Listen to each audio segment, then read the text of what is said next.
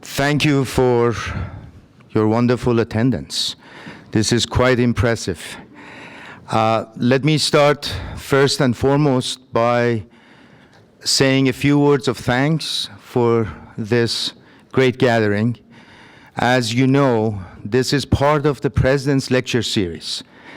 And the President's Lecture Series would not have been possible without the President. And his amazing support for this event and all the wonderful lecture series that come to this city and to this community and to this campus. So we owe a very, very sincere debt of gratitude to our President, President George Dennison. Thank you very much.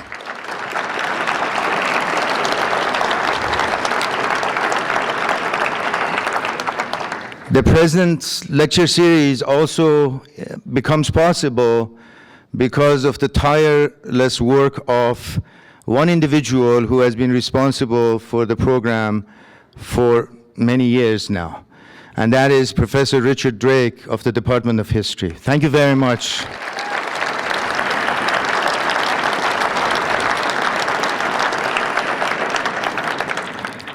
Tonight we are indeed honored and privileged to have with us one of the world-renowned journalists and authors, Ahmad Rashid. In April of 2002, as United States was entering two wars, one in Afghanistan and Iraq, Ahmad came to us and we had the same turnout, which I think was a record in the history of the President's Lecture Series. We now have another record set by Ahmad Rashid and the President's Lecture Series. Ahmad Rashid is Pakistan's premier journalist and best-selling author.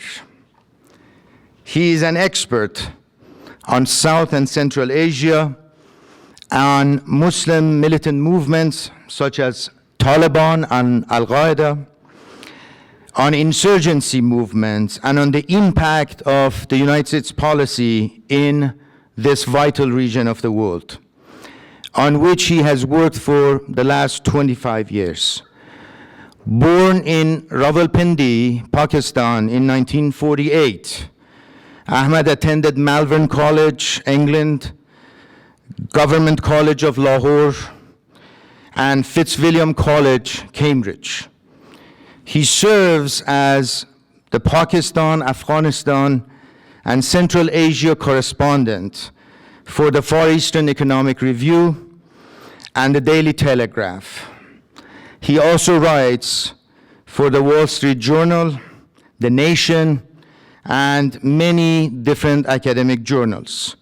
He appears regularly on international TV and radio networks such as CNN and BBC World. His first major book, Taliban Militant Islam, Oil and Fundamentalism in Central Asia, was New York Times bestseller for 5 weeks and has been translated into 22 languages and has sold over 1.5 million copies since September 11, 2001. The book was used extensively by American analysts in the wake of 9/11 attacks. Based on his experiences as a journalist, covering the civil war in Afghanistan for nearly 20 years, traveling and living with the Taliban and interviewing most of the Taliban leaders since their emergence to power in 1994, Ahmad Rashid offers unparalleled first-hand information. He also explains the growth of Taliban power and how it has created instability in Russia, Iran, Pakistan, and the 5 Central Asian republics of Tajikistan, Kyrgyzstan, Kazakhstan, Uzbekistan, and Turkmenistan. His second book, Jihad, The Rise of Militant Islam in Central Asia, which was published by Yale University Press in 2002, describes the rise of militant Islam in the 5 Central Asian republics, where religious repression, political corruption, and extreme poverty have created a fertile ground for militant Islamic movements. Based on groundbreaking research and numerous interviews, Ahmad Rashid explained the roots of social and political rage in Central Asia, describes the goals and activities of its militant organizations, including Al-Qaeda, and suggests ways of countering the threat and bringing stability to the region. An important and fascinating book, Jihad is essential reading for anyone who wants to learn the complex politics of the 5 Central Asian republics. His latest book, Descent into Chaos, the United States and the Failure of Nation Building in Pakistan, Afghanistan, and Central Asia, is a critique of both American and European failure to invest in rebuilding Afghanistan and Pakistan's role in allowing Taliban and Al-Qaeda elements to regroup in Pakistan. A scholar at the Davos World Economic Forum and a consultant for Human Rights Watch, Ahmad Rashid is currently on the board of advisors to the International Committee of the Red Cross. In 2002, he established the Open Media Fund for Afghanistan, OMFA, which gives cash grants to newly starting independent print media in Afghanistan. So far, it has distributed several $100,000 to over 24 newspaper and magazine startups all over Afghanistan, publishing in Dari, Pashto, and Uzbek. It is therefore our great pleasure and indeed honor to introduce to you the world-renowned journalist, scholar, and writer, our good friend, Ahmad Rashid.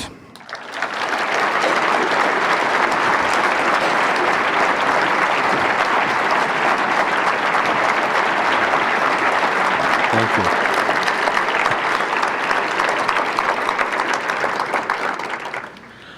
Well, thank you very much. As you might have gathered, this is my second visit here, and I must say I love coming here because you all always treat me like a rock star, and I don't get a bigger or a better audience anywhere in the United States than I do at university here, honestly.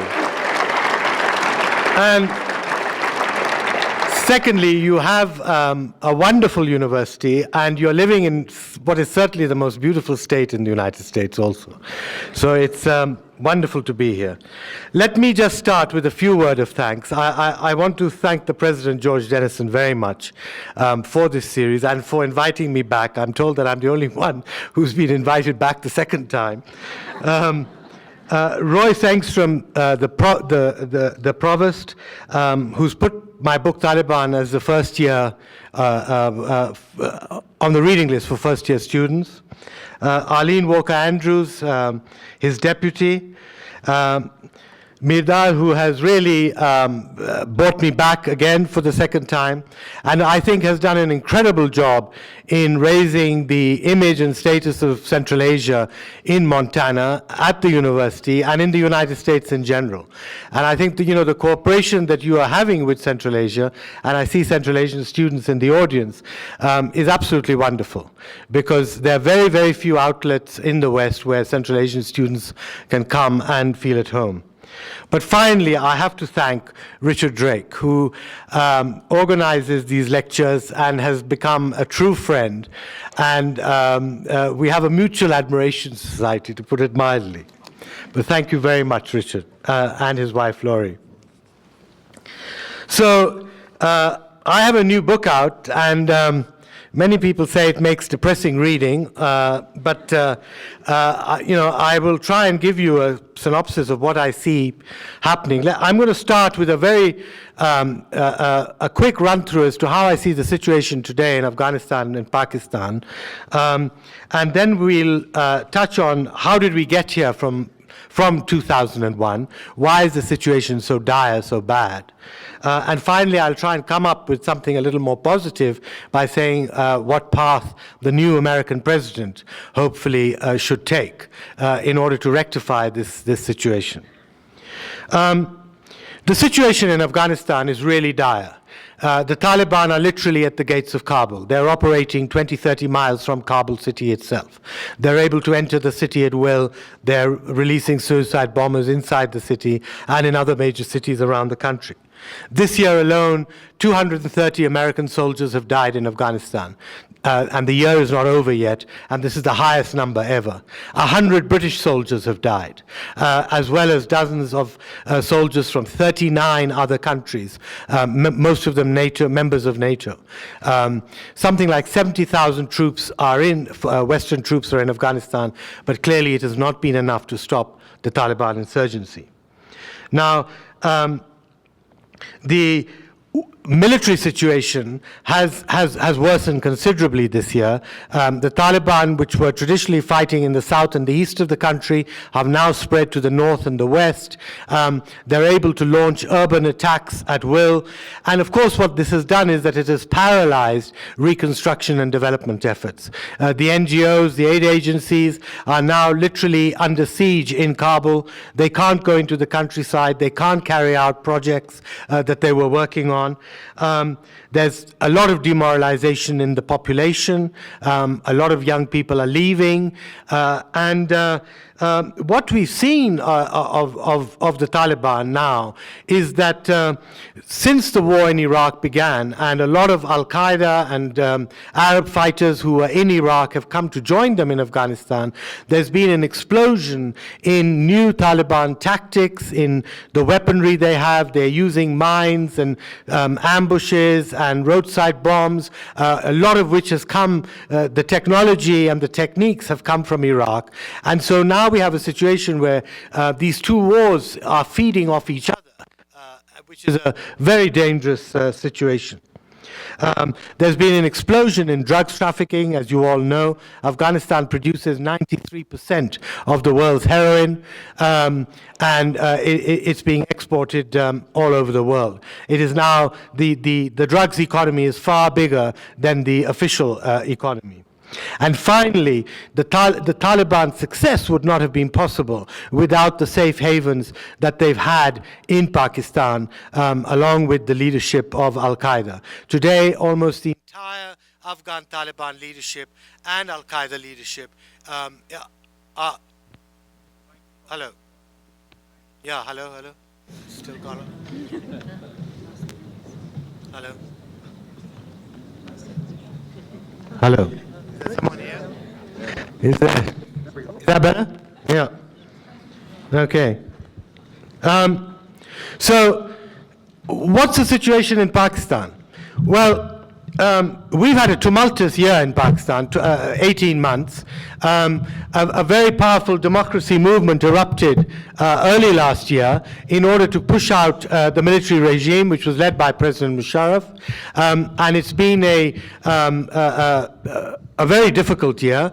Finally, Musharraf imposed martial law at the end of last year for 3 months. He was forced ultimately to rescind it because of the pressure of public opinion and popular movements against him. And elections were held in February, and for the first time in 8 years, a civilian government came into power. Subsequently, Musharraf was forced to resign, and we now have a civilian government, but it still faces 3 major challenges. The first challenge the new civilian government faces is that the army has traditionally ruled Pakistan for almost half its being. And the army still holds enormous power over foreign policy towards India, Pakistan's traditional rival, and of course Afghanistan. The second major threat is the economy. In this 18 months, the economy has collapsed, literally. We have about, our foreign exchange reserves are down to about 6 weeks of imports. Inflation is running at over 25%, the highest in the country's history. There's acute unemployment and a very, very dire economic situation, which has nothing to do with the global economic crisis. It's purely due to the political instability that we have faced. And the third very big danger that there is in Pakistan is the threat of the Taliban. Now, I'll just spend a little bit of time here as to trying to explain who are the Pakistani Taliban. When the Al-Qaeda and the Taliban were routed by American forces in Afghanistan in 2001, and I use the word routed very carefully because they were never defeated properly, they all fled into Pakistan. And they were helped to cross the border and to seek safe haven in Pakistan by tribesmen of the Pashtun ethnic group. The Pashtuns are a tribal society that inhabit both the Afghan side of the border and the Pakistani side of the border. And they were brought across by these Pashtun tribesmen, some of whom had been fighting with the Taliban during the civil war in the 1990s. But when they came across, they gave them their houses, they gave them food, they gave them lodging, they gave them protection, and Al-Qaeda and the Afghan Taliban paid for this handsomely. And eventually the Pakistani Taliban over the years became very rich. They became very radicalized because they were living in such close proximity, with Al-Qaeda leaders and with the Afghan Taliban leaders. And they started raising their own bodyguards. The bodyguards developed into militias, and today you have something like 40 Pakistani Taliban militias operating in the border region between Afghanistan and Pakistan. Now, about 2 years ago, they literally formed a united front, calling themselves the Movement of Pakistani Taliban, and setting out an agenda to carve out a separate state, which would be an Islamic state ruled by Sharia. In other words, they wanted the full Talibanization of northern Pakistan. And with this agenda, they have now spread across northern Pakistan, across the Northwest Frontier Province, and they are literally being able to infiltrate towns and villages and cities in the north, while at the same time they are carrying out suicide attacks and bombings in major urban areas. Yesterday we had 4 suicide bombings in different parts of the country. And other extremist groups in Pakistan, groups who in the 90s had been fighting in Kashmir, militant urban terrorist groups, they've all joined up with the Pakistani Taliban. Now, unfortunately, the military had taken a very lackadaisical attitude to this. And I think here we need some explanation. The military had allowed the Afghan Taliban into Pakistan for several reasons. First of all, they disliked the newly installed government in Kabul, the American-backed government in Kabul, because a lot of the warlords who came to power in Kabul in 2001 were closely linked to Iran and India and Russia, which had traditionally been Pakistan's rival. The second reason was that India, which had been ousted from Afghanistan by the Taliban, came back into Afghanistan and set up its embassies and consulates and became an important power in helping reconstruct the country. And Pakistan did not, the military at least, did not want to see this happen and did not tolerate this. And thirdly, there was a real fear once the war in Iraq started that the Americans would in fact probably leave Afghanistan eventually, and they would get bogged down in Iraq. Afghanistan was not a top priority for them, and if they did leave, then it was better that the Pakistan military had their own proxy force, the force which they had backed in the 1990s, and that is the Taliban leadership. So that is one of the reasons. That is the major reason why the military took on this policy. And of course, as they turned a blind eye to the Afghan Taliban, who relaunched their offensive inside Afghanistan in 2003, they also turned a blind eye to the Pakistani Taliban, because the Pakistani Taliban were protecting the Afghan Taliban. And at least initially in 2000, up to about 2006, the Pakistani Taliban did not seem to be posing a threat to the military. Now, people like myself and other experts in Pakistan were all arguing that, look, if you're going to protect the Afghan Taliban, first of all, you're protecting a terrorist force. You're protecting a force which is trying to undermine a neighboring country. And thirdly, the Afghan Taliban are, whether you like it or not, going to create a blowback inside Pakistan. They are going to create a Taliban state in Pakistan through Pakistani Pashtun tribesmen, which of course is exactly what has happened.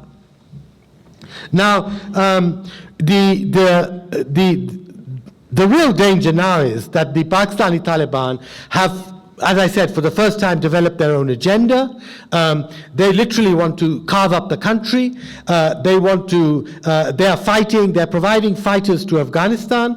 They're fighting inside Pakistan with the Pakistan Army. And now, for the first time in the last 6 months or so, due partly to a lot of American pressure, which unfortunately has come far too late, the army is now finally trying to combat the Pakistani Taliban. But it's proving to be extremely difficult, because now the Pakistani Taliban also have capacity in the cities. They're able to launch terrorist attacks in the urban areas.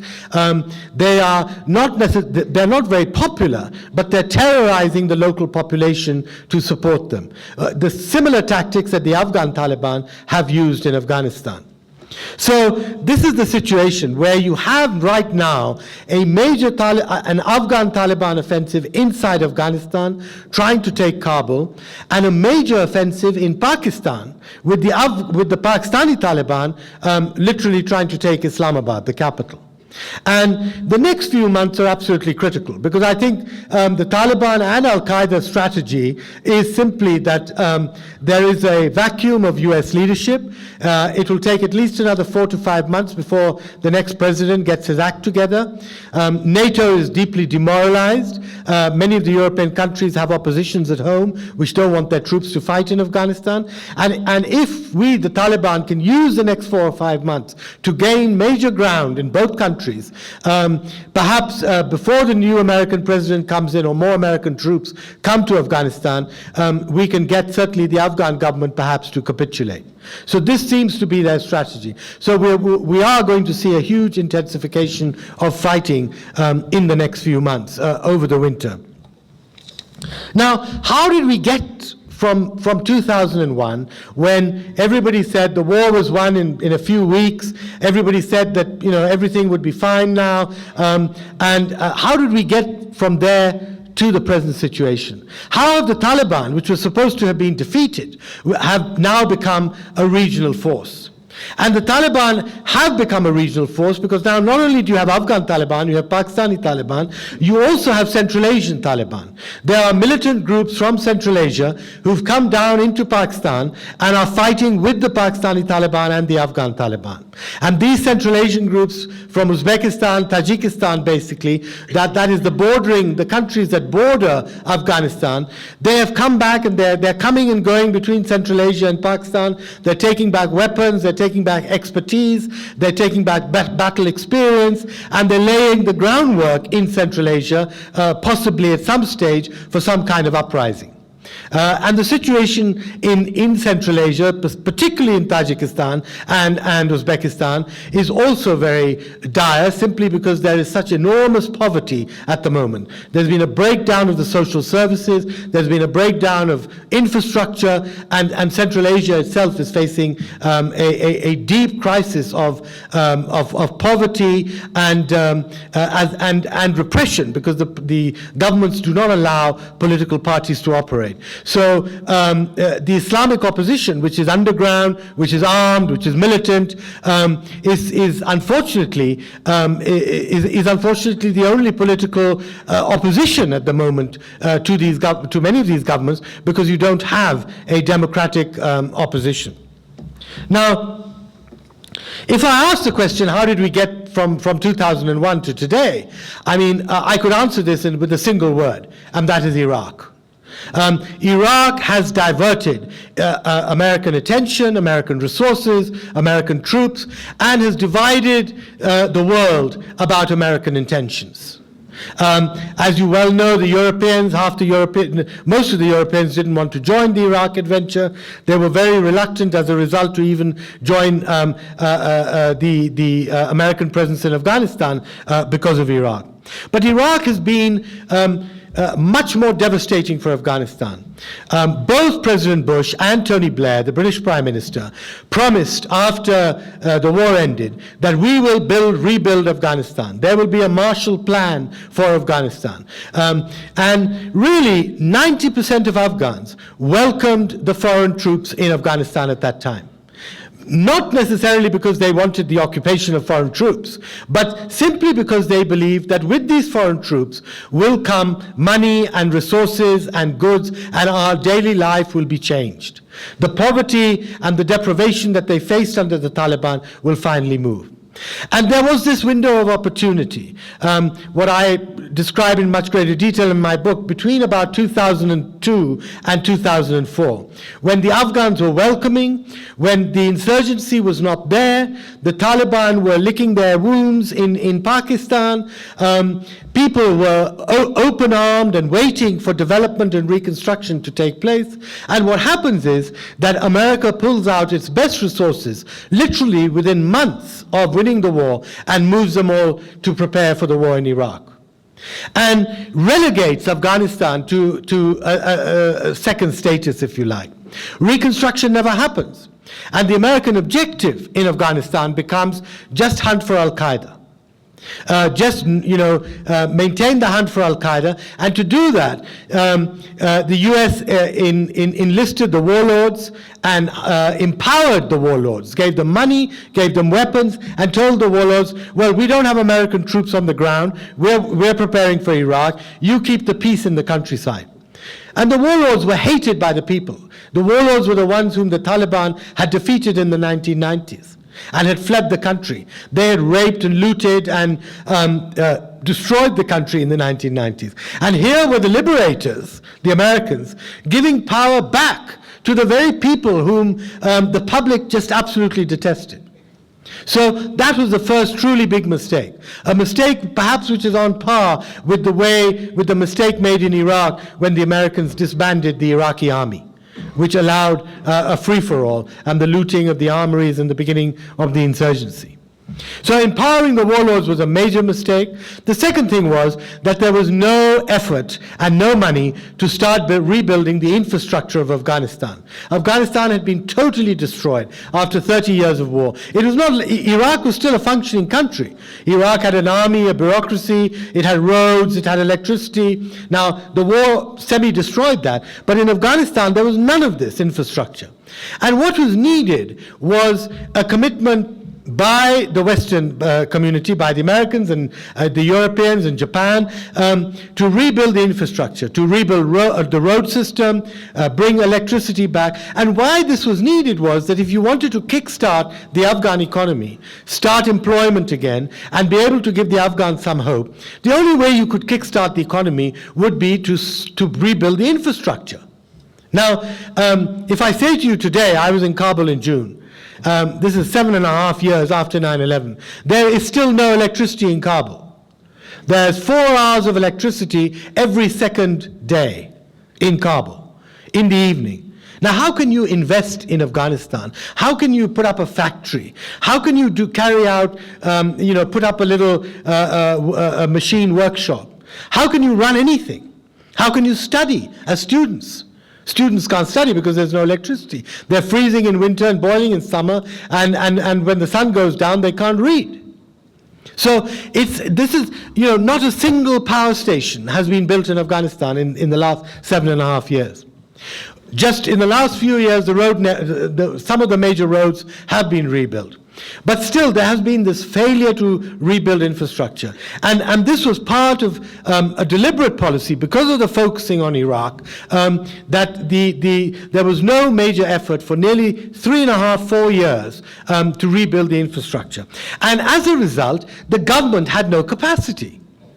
The bureaucracy was not remade. There was a very slow build-up of the Afghan army and the police. Only after 2004, when Bush is re-elected, just before the re-election, there's a surge of money for Afghanistan, largely because President Bush wanted to show, but just before the election, that Afghanistan is a great success story, and we are building the army and we're building everything else. Now, since then, there has been some building of the army, less so of the police. There's still no justice system. There's still large chunks of the infrastructure are missing.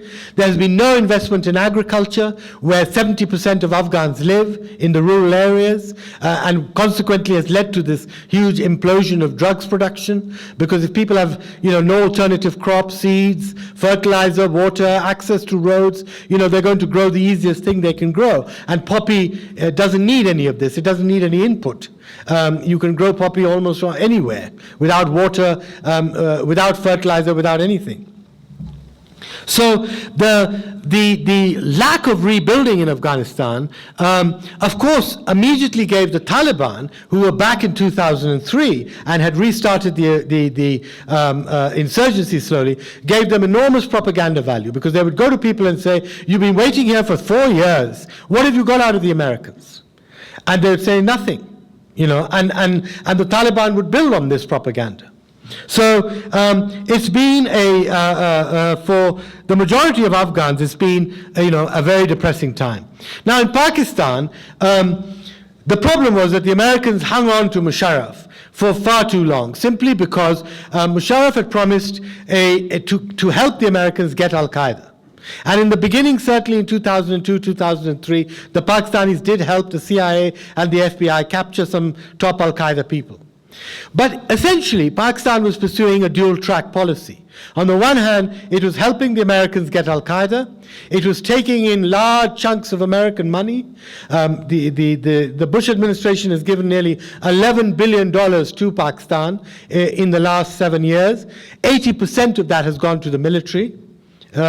Just very small amounts have gone to the public or for public welfare. But at the same time as they were helping them get Al-Qaeda, the Pakistani military was having a covert policy of keeping the Afghan Taliban on its soil. And by keeping them there, the Afghan Taliban were able to reorganize, re-recruit, import weapons, ammunition, set up training camps, and be able to reorganize their offensive inside Afghanistan. So for Pakistan, unfortunately, only in the last 6 months, and largely because the extent of this duplicity has been kind of discovered by the whole world, except by sadly the White House, only in the last 6 months have we seen a much tougher U.S. policy towards this dual-track policy of harboring the Taliban but going after Al-Qaeda. So how we got here, how we got from 2001 to here, is terribly important to understand. Because at the moment, the blame game, there's a very massive blame game going on. There's the blame is being put on Pakistan. Well, Pakistan has been part of the problem, but it has not been all the problem. If Afghanistan was today a shining example, or even a moderate example of rebuilding, reconstruction, and people going about their lives, and people going to work and going to school, I don't think you would have seen the extent of the insurgency that you see today. The Taliban would not have had the access that they've had and the successes that they've had.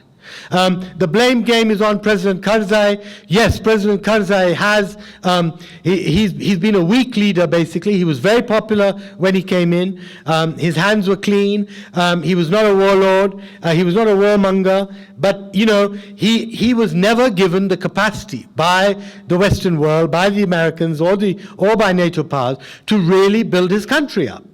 He used to come here to Washington and literally beg Bush, give me the money to build at least one road, the main Kabul-Kandahar road. And he spent 2 years begging Washington for them to build one road. And finally, one road was built and then more roads were built.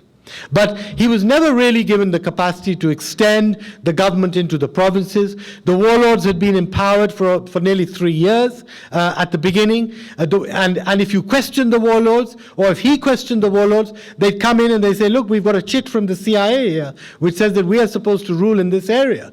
And the central government has no authority here.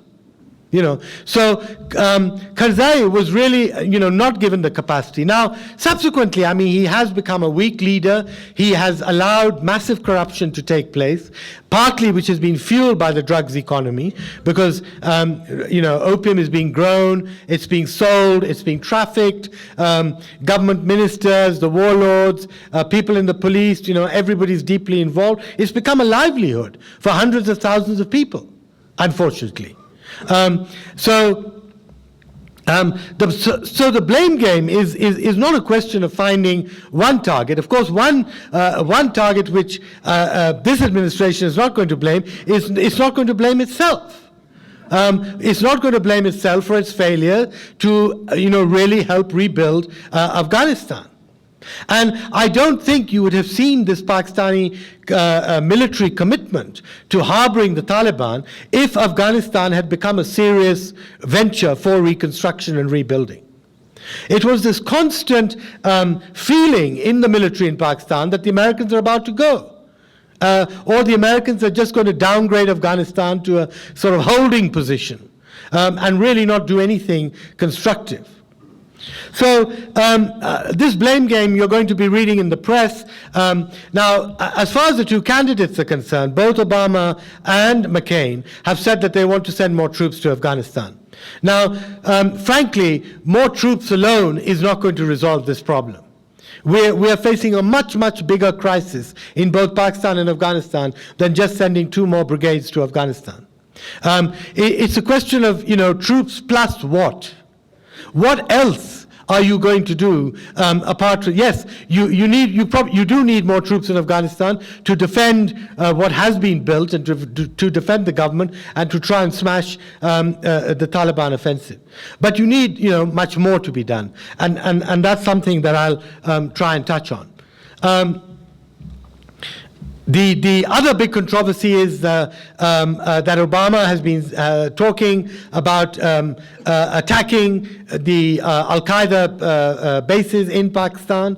McCain, as you might have heard the other night, said, I wouldn't be doing that, I would be doing it more subtly. Now, essentially, neither of the two candidates, nor President Bush, have a comprehensive policy towards Afghanistan. It's still a militarized policy, that if we throw more troops at this problem, the problem will somehow subside or go away.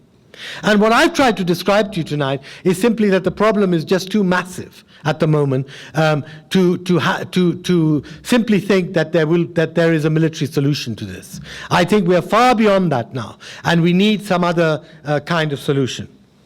Now, let me briefly touch on a solution.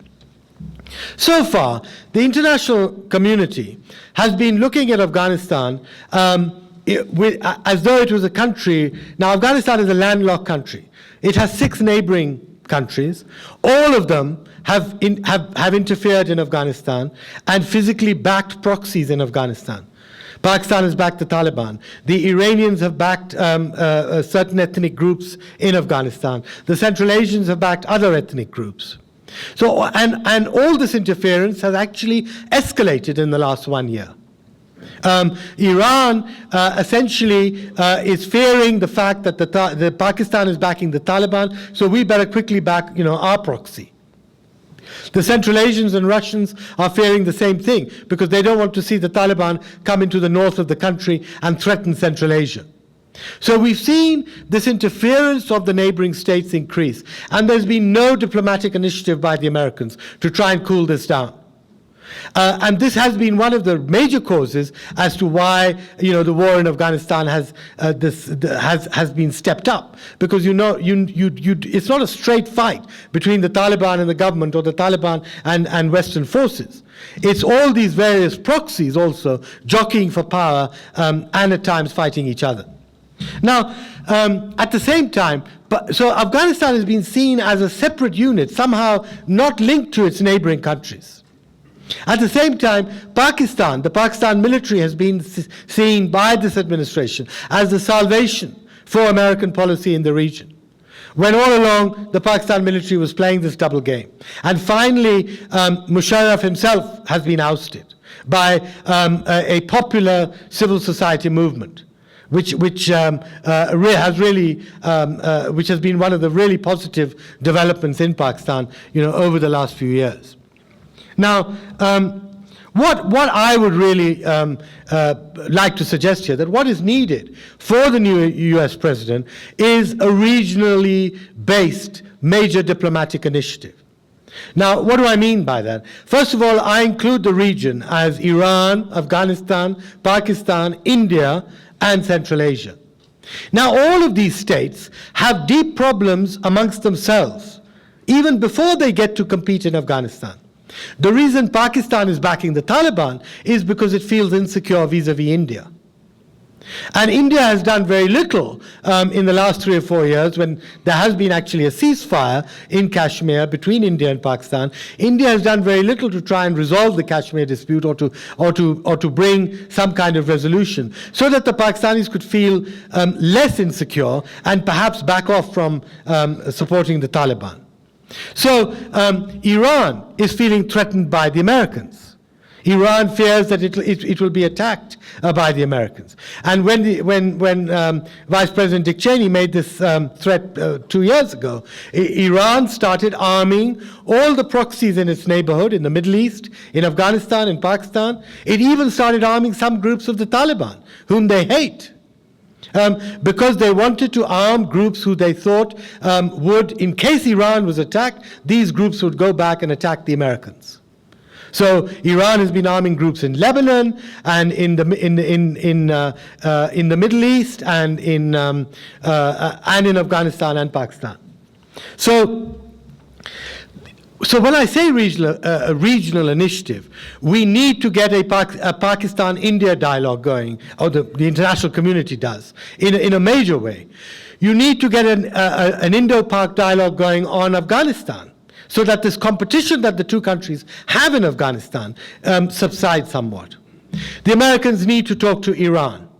It is an absolute essential. You are not going to be able to stabilize either Iraq or Afghanistan without having some kind of dialogue with Iran. Even if that dialogue is limited. Well, in Iraq, a dialogue has started, but it's at a very low level between the ambassadors, between the American ambassador in Baghdad, and it's very infrequent. But I think a sustained dialogue on stabilizing Iraq and stabilizing Afghanistan is needed. Now, whatever Iran's other aims are, nuclear power, etc., Iran actually does want a stable Afghanistan. Iran is a Shia power. Afghanistan is largely a Sunni power. It does not want antagonism with Afghanistan. It does not want the Americans to use Afghanistan as a base with which to attack Iran. So Iran's long-term aims are stability in Afghanistan, but it fears that Americans will use Afghanistan as a staging post to attack Iran. And likewise in Central Asia. Central Asia, especially Uzbekistan and Tajikistan, as I described to you, have been hit by very, very severe poverty. It's a ripe breeding ground for extremism, which it has become. Most of the recruits that are coming down into Pakistan and Afghanistan and fighting with the Taliban and Al-Qaeda are people from southern parts of these states who border Afghanistan. And they're going back and laying down networks. So, first of all, a regional diplomatic initiative which involves all these countries and attempts to reduce tensions between these countries, and then attempts to be able to, first of all, persuade the Pakistanis through a dialogue with India that they do not need to back the Afghan Taliban any longer, if the Indians can give them some kind of security. Likewise, the dialogue with Iran. Secondly, along with this would be a regional economic package. Now, the problem of reconstruction in Afghanistan is that Afghanistan, again, is landlocked. It has no clearly demarcated borders. And this entire border belt around Afghanistan, if you look at the border between Afghanistan and Pakistan, it is the seat of international extremism and terrorism today. If you go further north and look at the border between Afghanistan and Central Asia, it is also the seat of poverty, and they all share the same thing: acute poverty, joblessness, no education, no infrastructure, very little to hope for, and breeding grounds for extremists.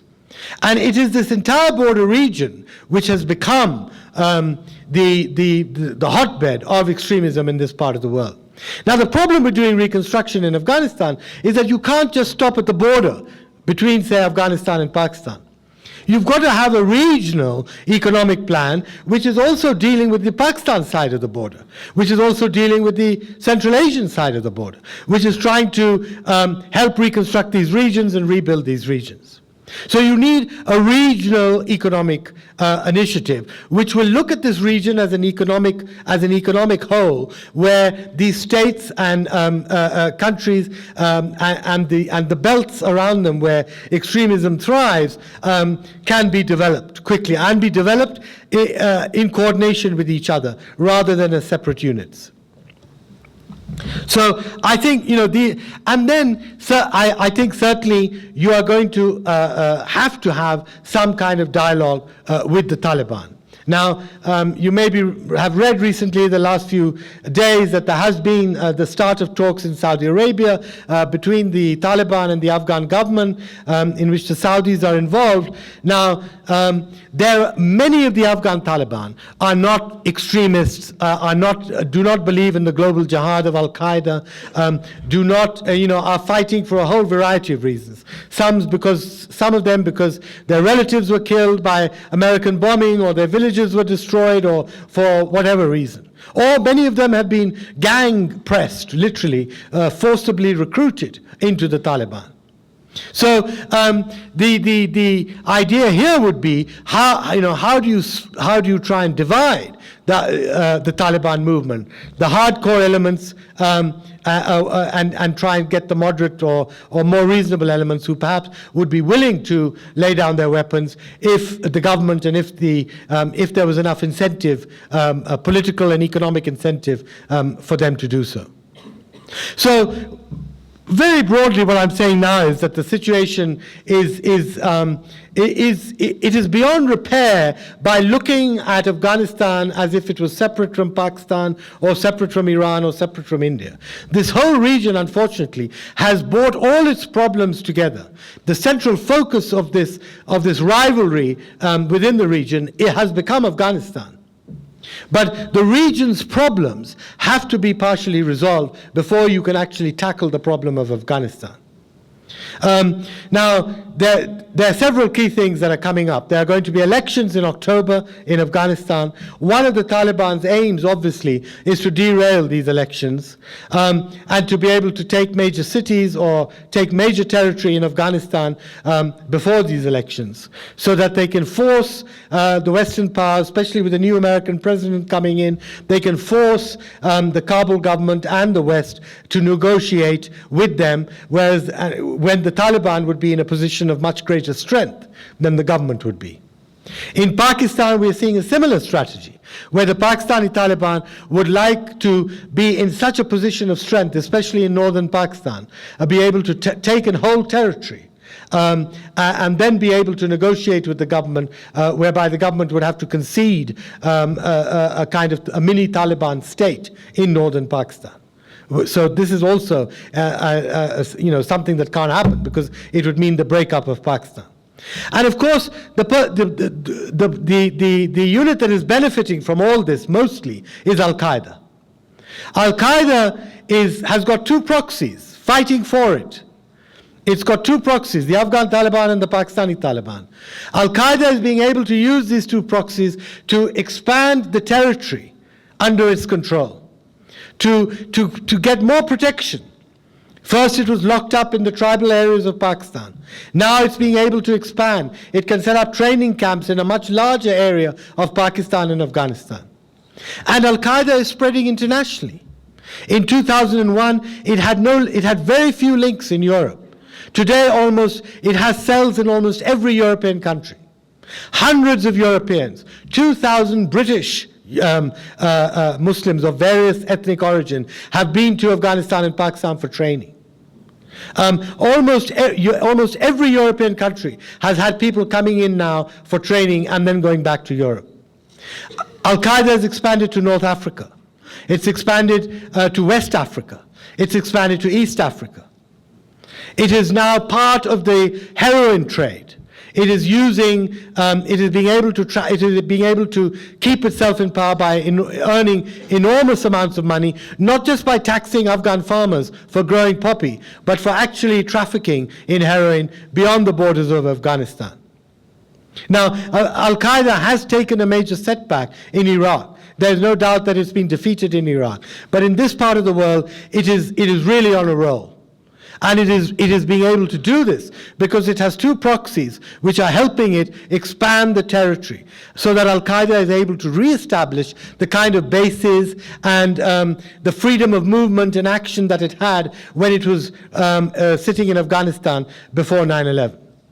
And God forbid if we reach a situation where Al-Qaeda does actually get a kind of mini Talibanized state in northern parts of Pakistan and Afghanistan, where Al-Qaeda can bring in hundreds of people from abroad, set up training camps, etc., and carry out all the stuff that they've been doing, then certainly we face a very serious risk. So I think, for the next US president, this is going to be the central focus, I think, of US foreign policy for the next year or two.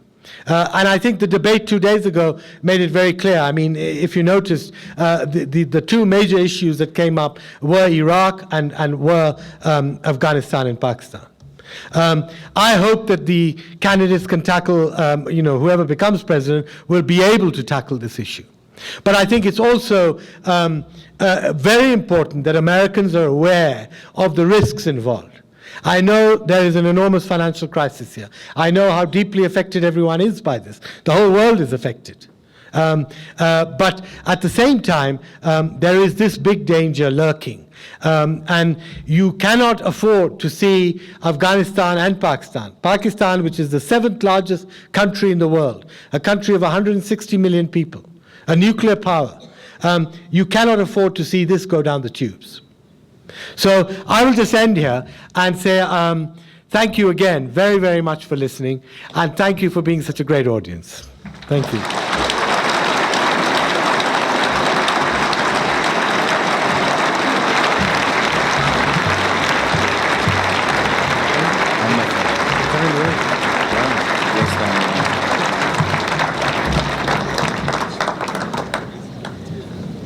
Ahmad would now take question. We appreciate if you use the microphones to the right and to the left. Make your questions concise, short, and to the point. And I will point at you, and then you will ask the question, Ahmad will answer, and then we will go to the next person. So here, please. Many Americans hope that the next president will bring the war in Iraq to a fairly quick conclusion.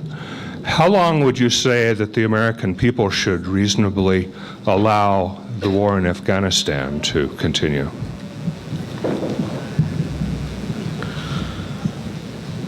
That's a difficult one, frankly. Certainly, the war has really reached a kind of climax, and I think in the next 6 months it will reach a climax in the sense that, something has to give. Either the West is going to give and the Taliban are going to be victorious, or vice versa. But in the midst of this, I think, certainly it's going to, the time wasted, 7 years have been wasted. It's going to take considerable amount of time still to rebuild that country, to try and get confidence back in Pakistan, to help rebuild Pakistan, etc. Well, everything that I've talked about.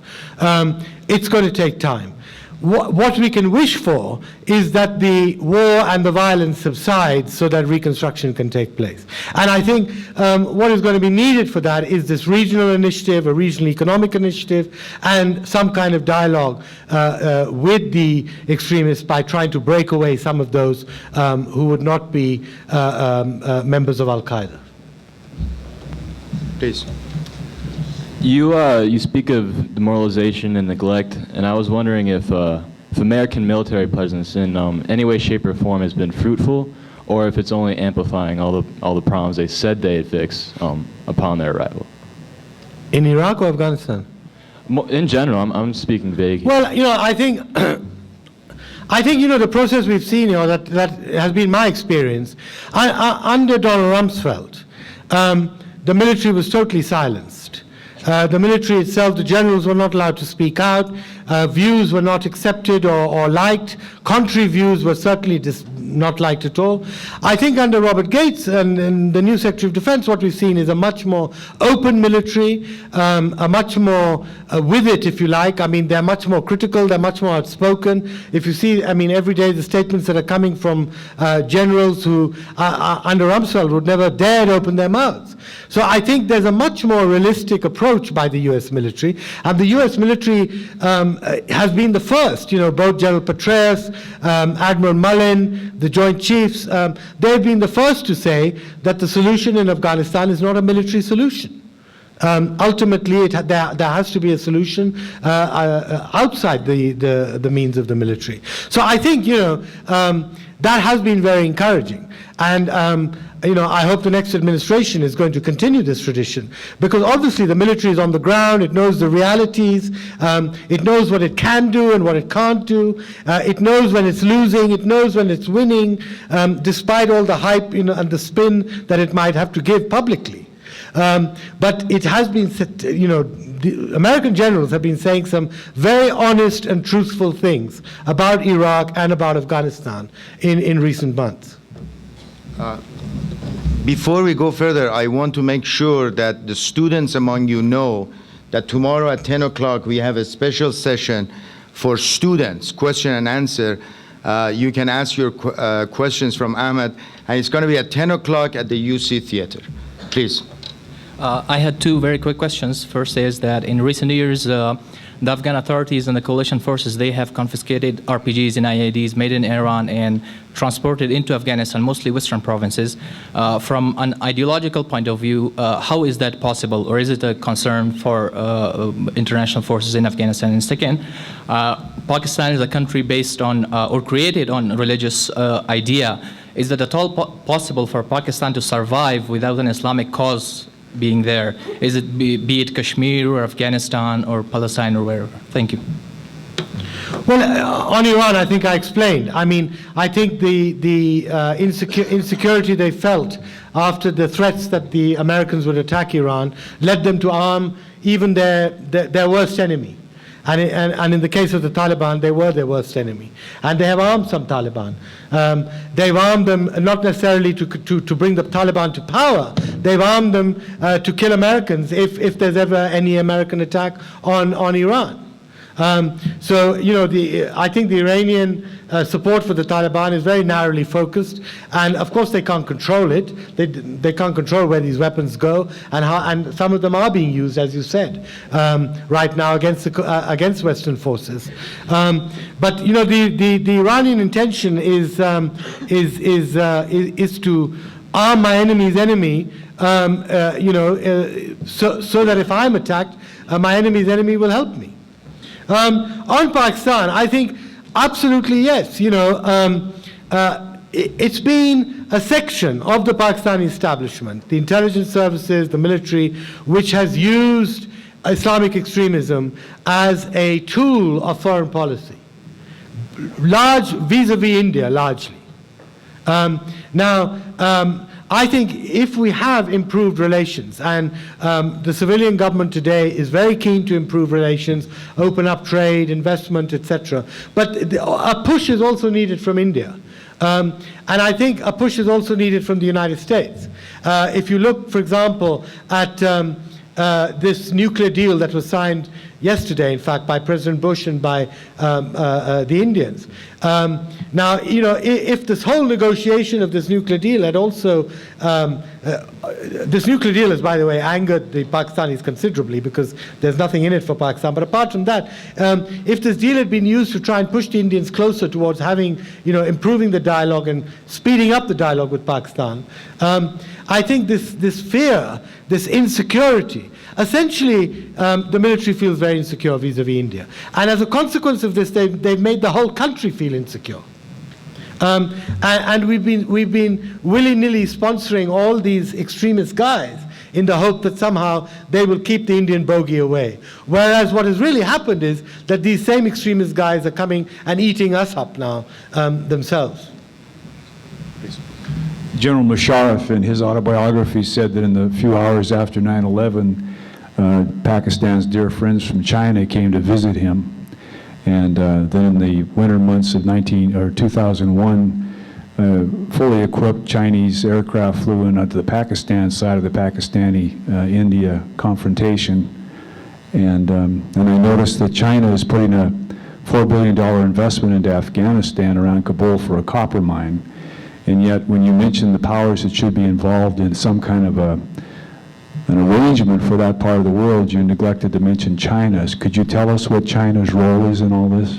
Yeah, you're absolutely right. I mean, I should have mentioned China, and I think China is potentially could become the largest investor in Afghanistan. It needs raw materials. There are huge amounts of raw materials in Afghanistan, and China could become the problem. The problem again is that two of the big regional countries, China and Iran, have really been kept out by the Americans. Unfortunately, these are the two countries who have the most to gain from investing in Afghanistan, stabilizing Afghanistan, and really they're not part of the, these economic forums that have been built around helping Afghanistan. China would be a very positive stabilizing factor in Afghanistan. It could also play a major role in persuading the Pakistani military to back off from supporting the Afghan Taliban, just as China has played a very positive role with the US, in concert with the US, in North Korea, trying to end the acquisition of nuclear weapons by the North Koreans. So the Chinese are very cautious. There's a lot of things wrong with China. We all know that. But nevertheless, even this administration, which was slamming the Chinese a few years ago, has worked with the Chinese to cool down North Korea. Perhaps it could do the same thing with Pakistan and Afghanistan. China is very much part of this, has to be part of this regional initiative. Please. Yeah, a couple quick things. I came in right when you were talking about them getting into Pakistan. And the one thing is, did you mention that we flew out about 5,000 of the Taliban on C-130s? That was even reported in Fox News. The other thing up on a higher, it's mainstream news. Look it up. But a bigger thing, there was a fellow here from West Point, and what I told him last spring was that what our global bankers are doing, the people who own the Federal Reserve Bank, they're going to cause a Great Depression, and they're going to start a war and keep it going, because the name of the game is problem, solution, reaction. And the war, I mean, we conquered the world in 4 years. The only reason that war exists today is because they wanted to, just like the book 1984. What to say there? Huh? I don't know what do I say? I'm sorry. I take what you said. If you read my book, there's a full chapter on how President Bush allowed these Taliban to fly out of, both Pakistanis and Afghans to fly out of Afghanistan in 2001. Yeah, please.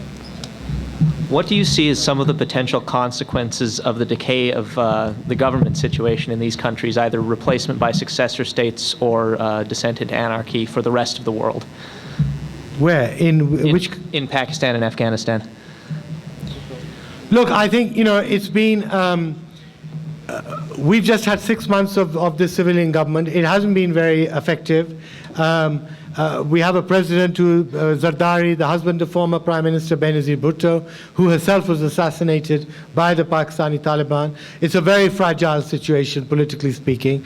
As I described to you, they're faced with the military, they're faced with the economics crisis, with this terrorist threat, and they really haven't been able to get their act together.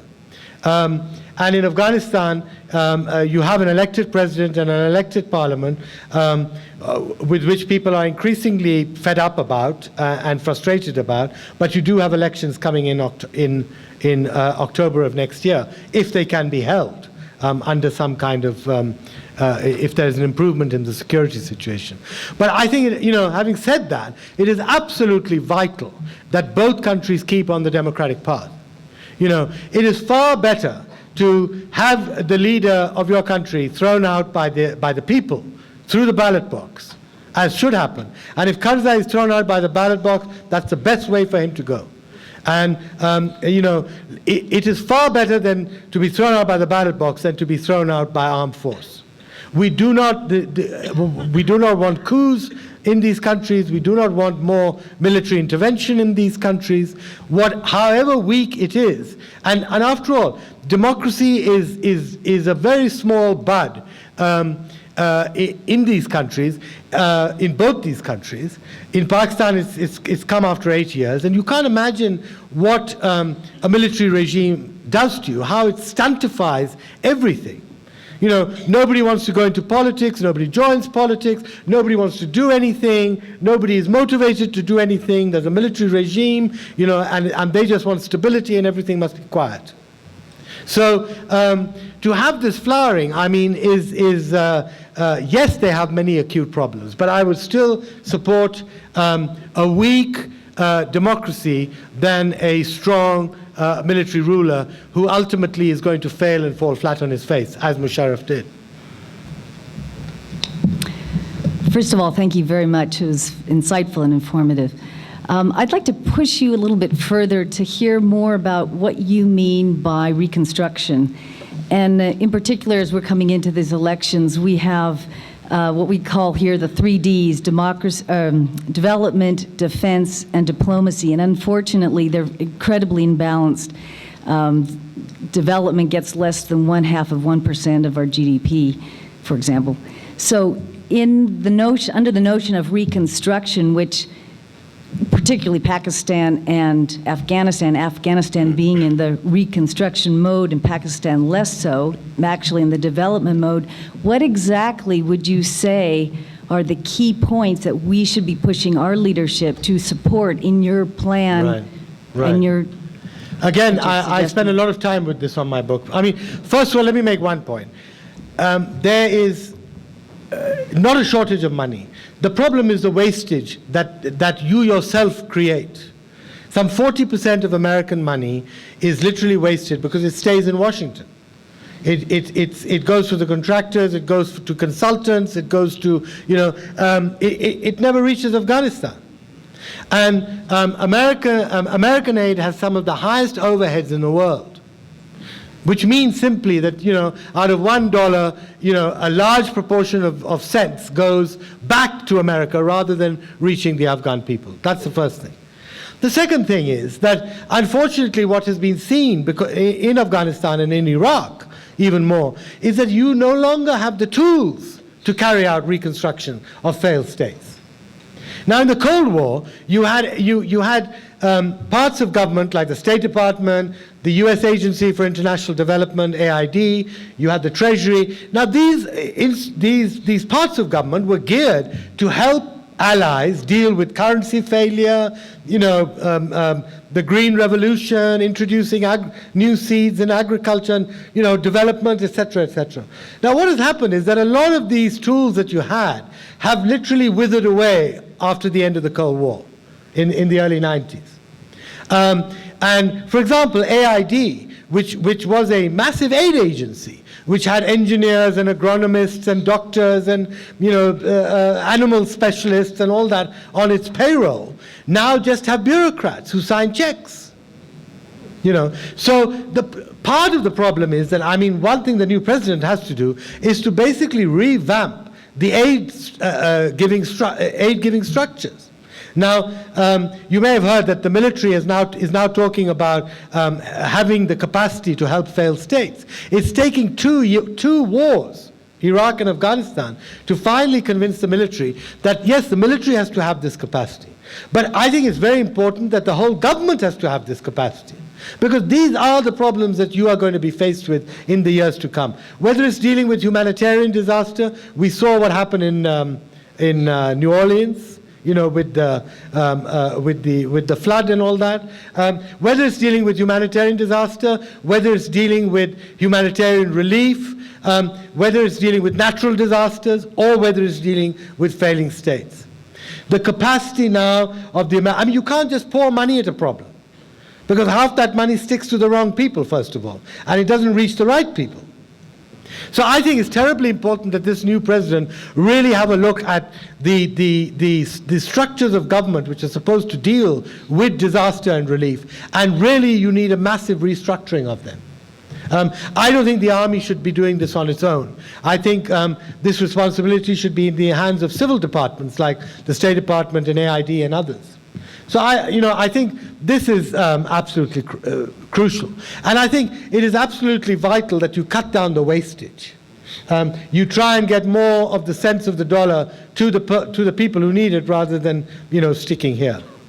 Now, having said all that, let me just say that this economic crisis is probably going to lead to a widespread American public opinion in which the Americans will say, well, we have to cut back on something. The first thing we need to cut back is on foreign aid.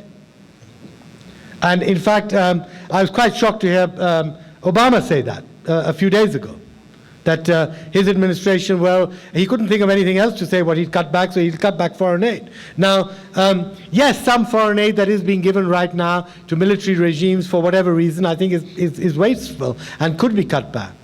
But I don't think critical foreign aid, dealing with critical areas where American troops are dying, where wars are on, which you yourselves are involved in, you can afford to cut foreign aid there. And I hope it doesn't happen. I fear very much, unfortunately, that with this economic crisis, it's likely to happen. I think, you know, we have to face up to the fact. I mean, one thing neither of the candidates talked about was simply where they're going to get this money to you know, bail out the American economy. I mean, nobody talked about, you know, the real issue, which is that, you know, you'll have to raise taxes. You've got to raise this money from somewhere. And I think, you know, that's something that everybody's ducking. Nobody wants to really sort of talk about that. But in the midst of all this, I hope foreign aid is not cut back. Yes, please. Okay. When looking at the future United States' policy towards opium in Afghanistan, would you advise sort of a ban on poppy growth and opium, or an integration of the opium market, or of the poppy market, into like a legal international integration? Look, I've been very clear about this for 7 years. I think what the American forces and NATO should have done 7 years ago was to not to deal with the eradication of the fields, because that would have antagonized the local farmers and the people, you know. But what they were fully capable of doing, and which could have been done quietly, was the seizing of drug convoys and catching the big fish who were trafficking. That could have been done with special forces and with, you know, good intelligence, and in operations that could have been kept quite quiet. And that would have sent a message to the farmers that, look, I mean, your opium is being caught, and, you know, but that also has to be matched by a program which is giving farmers alternatives. As I said to you, 7 years. This year is the first year that there is a budget for agriculture in Afghanistan. Now, I remember standing here in 2002 and telling you that I just had a meeting with the head of AID in 2000, at the end of the war, and he said, what's the priority? I said, the priority is agriculture.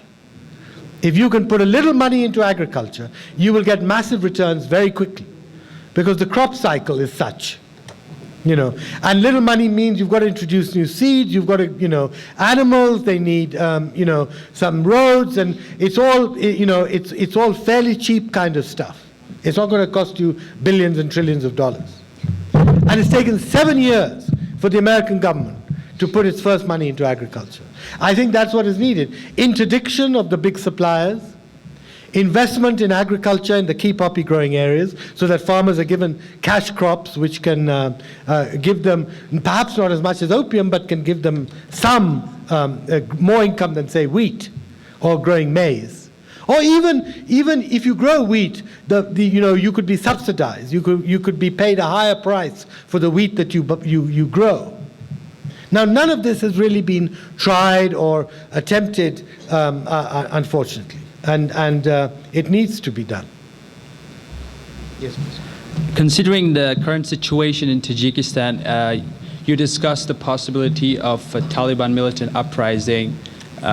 What would be some of the initiatives that could prevent such an uprising in Tajikistan?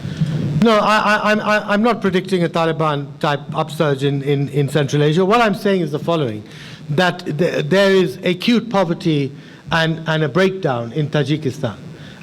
Last winter, I think, was the worst winter that the Tajiks have ever suffered. This winter looks like even worse. No electricity, no power, no heating.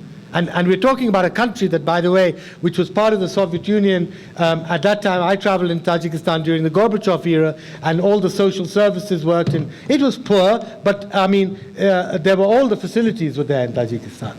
But so what I'm speaking about is basically a social explosion, a social unrest, and who would exploit that social unrest?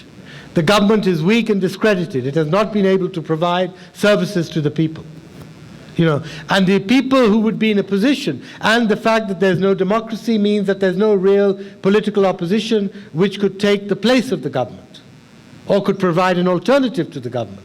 So I fear very much that the alternative to the only people who would be organized to take advantage of a social breakdown and social unrest would be these militant groups. That's the fear. But the spark would not be the militant groups. The spark would be social and economic unrest. And when unemployment becomes, starvation, unemployment, hunger, cold, everything else becomes too much to bear. And I must say, certainly much of Tajikistan is suffering. The south is especially suffering. And the south of Uzbekistan is especially suffering. And these are the areas, which border Afghanistan and which are most prone to come under the influence of Al-Qaeda, Taliban, etc. Yes, please.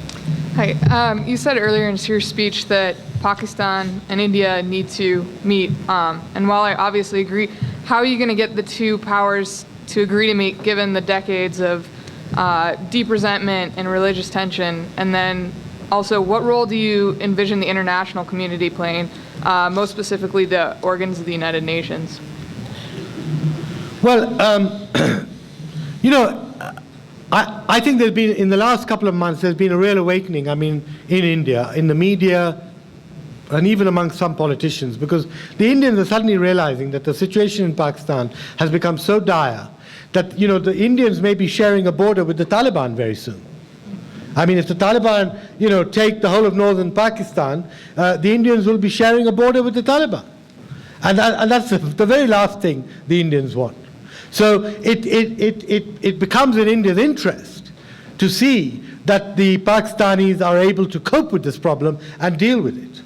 And there, I think it's, the role of the international community, the Americans, the Europeans, etc., friends of India, have to be able to, add to this pressure and convince the Indians that they are the big power in the region. They are the economic success story, and they need to move on this front in order to strengthen Pakistan and the military, and give some concessions, political concessions, which can help provide some kind of security for Pakistan so that it can dump the Afghan Taliban. So are you suggesting that there would be mediation from the international community? Are you suggesting that I wonder about the role of Western mediation given the anti-Western sentiment in the region? The Indians are very much against international mediation. But what the international community can do through the UN Security Council would be to prod the Indians, I think, very firmly. As far as the UN is concerned, I mean, this idea of a regional diplomatic initiative, I think we should go back to the UN Security Council. I think the P5, the 5 permanent members of the Security Council should pass a new resolution and should set up a contact group of very high level of all 5 countries, a very high level diplomatic mission, which would attempt to carry out some of this multiple diplomacy that I'm talking about. India, Pakistan, Pakistan, Afghanistan, Iran, America, Iran, Afghanistan, Central Asia, So I think the Americans should definitely have their own initiative, but I think the Americans should be humble enough to go back to the United Nations and put the United Nations in the driving seat for this, because it'll be much easier to mediate this kind of thing through the UN than necessarily through the next American president. Please. Assalamualaikum, sir. Zohair Bajwa from Lahore, Pakistan. I'd just like to, welcome you first on behalf of everyone over here, and especially from 6 students from Pakistan. So, welcome. Thank you. Thanks very much. I've just got a couple questions. Do you believe is it a good idea to fence the border area between Pakistan and Afghanistan? Is it even possible? And secondly, with the current economic conditions in Pakistan, with high corruption, no electricity, a new president who has allegations of corruption on him, basically just financial troubles, revolving around everything you do, with factories closing down. Where is the internal policy leading up to? And what is Zardari up to with that perspective? Look, measures to control the infiltration of the Afghan Taliban from Pakistan into Afghanistan are not going to be done by setting up fences and putting troops on the border, which is an impossible task because the border is 2,500 kilometers long and it can't be closed. The way this is going to be resolved is by Pakistan dumping the Afghan Taliban leadership. The Afghan Taliban leadership being held, arrested, captured, or being forced back into Afghanistan to negotiate with the government. It is going to be resolved by the Afghan Taliban losing their safe havens and not being able to resupply their men inside Afghanistan. So I think what is needed is a political decision, a strategic decision to dump the to dump the Afghan Taliban leadership, Mullah Omar and his friends. That would be a far quicker and easier way to do it than anything else. I mean, I'm as worried as you are about the weakness of the government, the fact that President Zardari himself was certainly not groomed to become the political leader of the country. His wife was certainly groomed, but he wasn't. He was the consort of the future leader of Pakistan. He's not particularly well educated. He's not particularly well savvy about what's going on, etc. He may be street smart, but I mean he's not a worldly person in that sense. There's this huge controversy about his past, his corruption. This is a guy who spent 11 years in jail on corruption charges, murder charges, many kinds of charges. But what I repeated earlier simply, that I believe we have to go through this. It's unfortunate that we have such a weak government when we are facing such a critical situation with the Taliban and the economy. But at the same time, we have to go through this democratic babyhood in order to mature and to grow up and then to develop leaders who are real leaders. Now, I would not like to see under any circumstances the military come back. Definitely. I mean, that's my bottom line.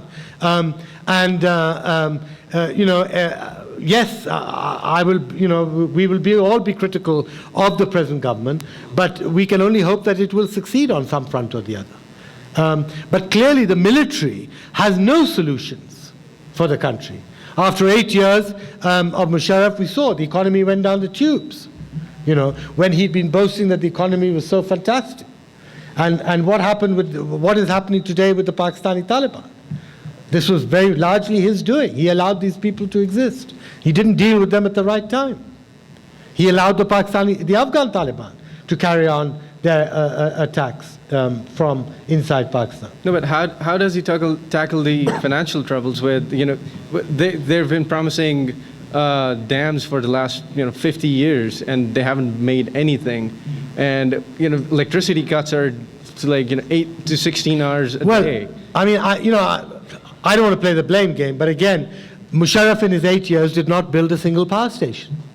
If the economy was doing so well, why the hell wasn't the power station built in all this time? So I mean, there are reasons for all these things. And as I said, I mean, I think this government is faced with enormous challenges.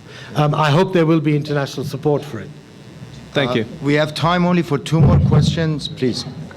Yes, I have 2 questions. First of all, it was reported in a local newspaper, the Missoula Independent, several years ago that a local corporation, Washington Corporation, to which our football stadium has been named after, received a defense contract for, and I'm not sure the money, it was either in the millions or billions, to help rebuild the infrastructure in Afghanistan. I believe that their public relations person, Senator Mike Halligan, was quoted in that article. Could you tell us how successful Washington Corp has been in that process? And my second question is, has any foreign power ever been successful in helping to rebuild the Middle East? Because I know that Afghanistan has been under Russian occupation. I believe the English Empire split up those countries, Afghanistan and Iraq. And I believe it even goes back to possibly Alexander the Great. What makes you think that the United States could be successful in helping to rebuild Afghanistan? I don't think I can answer the first part of your question because I don't know exactly what you're talking about. But the second part, I'll just say that, I think it was, the Russians never tried to rebuild Afghanistan. I mean, they tried to train and create a communist cadre from Afghanistan, which would serve their purposes, but they really didn't try to develop the country. I think the very big difference this time around is that why did the Afghans, welcome the Americans in 2001? And the reason was that they had suffered 30 years of war.